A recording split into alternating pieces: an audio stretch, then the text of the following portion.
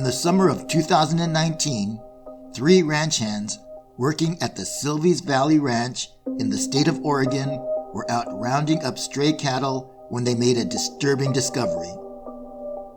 The men had come across the body of one of the ranch's prized purebred bulls. The cowboys quickly rode back to the ranch and informed ranch foreman Colby Marshall of their discovery.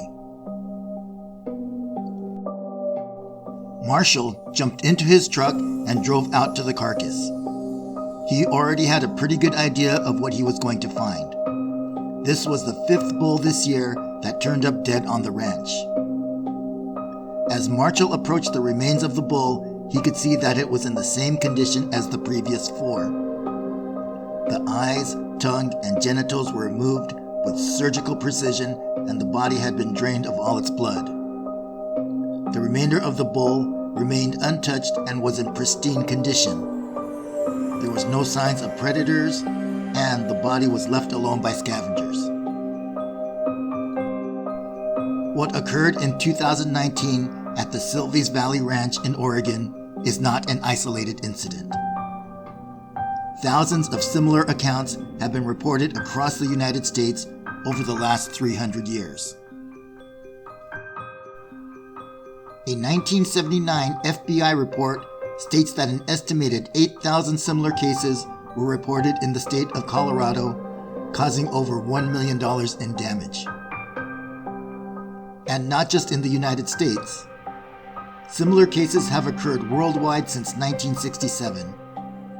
In South America, 3,500 incidents have been reported since 2002. Canada, Australia, and Great Britain have also experienced a significant number of cases.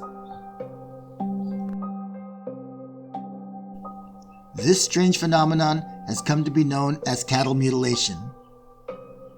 In cases of cattle mutilations, wounds appear to be carried out with extremely precise cuts and surgical precision, with the body drained of blood and never a sign of blood around the wounds or around the area of the body.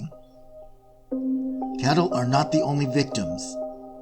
Sheep, horses, goats, pigs, rabbits, cats, dogs, deer, and elk have all fallen victim, all with the same precise bloodless wounds, with often an ear, eyeball, tongue, lymph nodes, genitals, or rectum removed. Fortunately, humans have appeared to have been spared from this list, with one notable exception. In today's episode, we look into the mysterious death of Jonathan Lovette.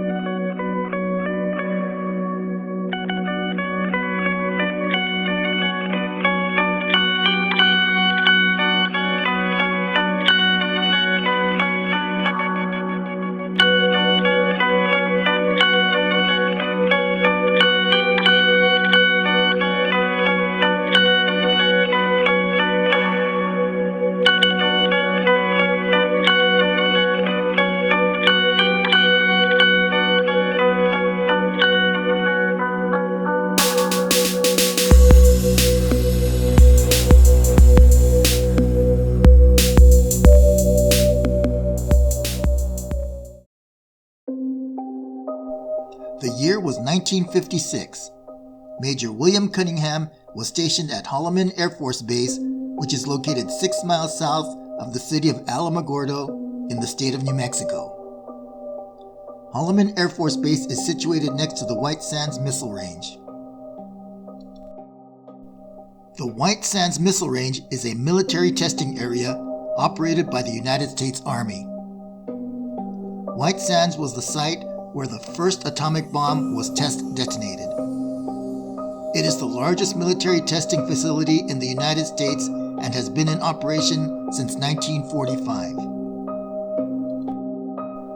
In March of 1956, Major Cunningham and Sergeant Jonathan Lovette were driving their Jeep through the eastern end of the White Sands Missile Range. Their mission was to locate debris from missile tests which were conducted the previous day. They stopped their jeep at the base of a hill.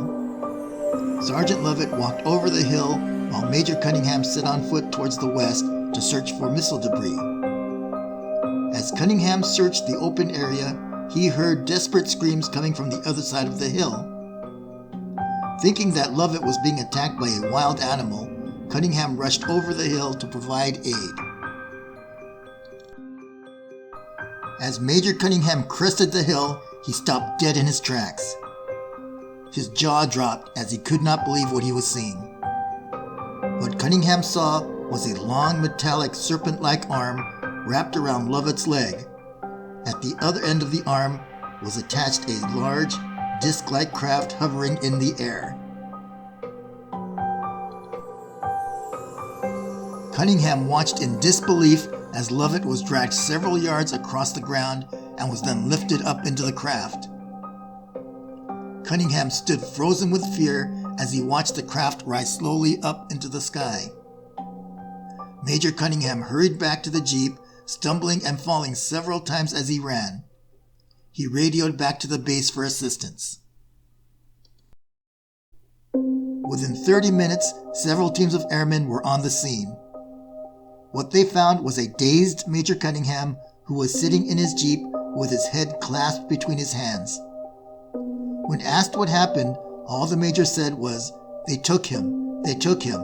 There was nothing I could do. They took him." He repeated this several times before the squad leader asked him who took him. The major went on to describe the craft that he had just witnessed and how it dragged Sergeant Lovette into the craft with that long metallic arm. "It took him and flew straight up into the sky," Cunningham shouted.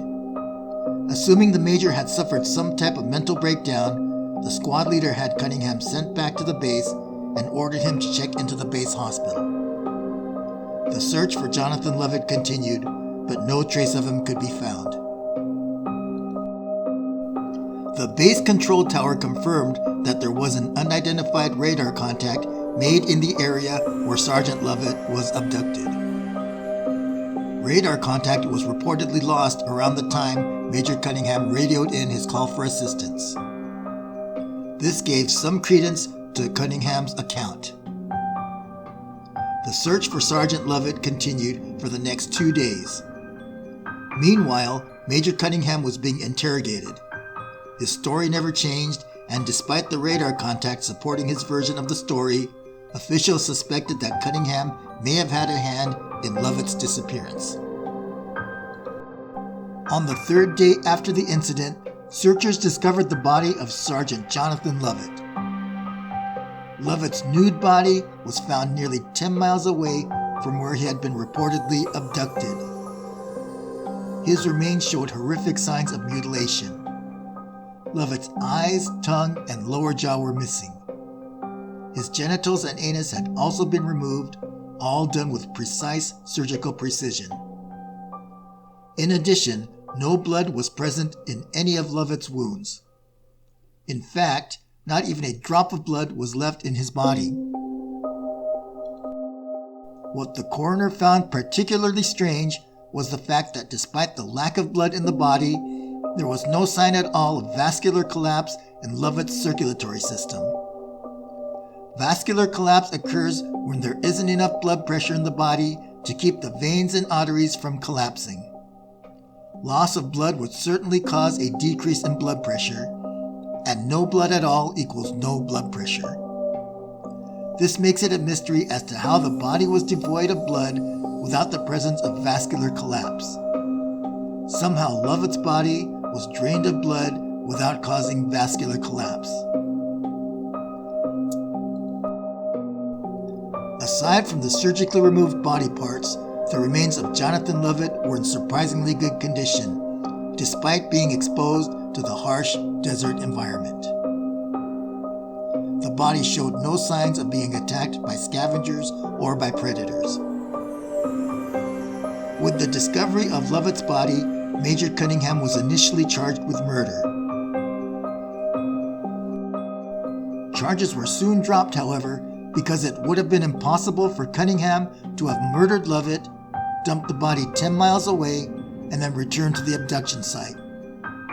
There just wasn't enough time for Cunningham to accomplish this. What happened to Sergeant Jonathan Lovette remains a mystery.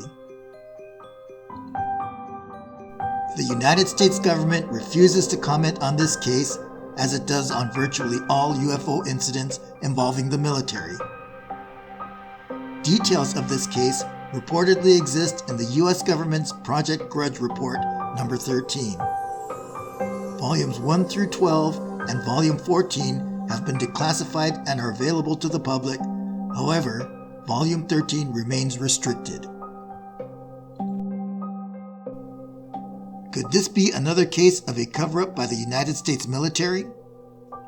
From Foo Fighters in World War II, where combat pilots encountered UFOs, the Roswell incident in 1947, Project Grudge, Project Blue Book, the Rendlesham Forest incident in 1980, to Bob Lazar and Area 51 today, the United States military has long been accused of cover-ups involving UFOs. As for the case of Jonathan Lovette, we will not know the truth until the United States government finally decides to release the contents of Project Grudge Report number 13.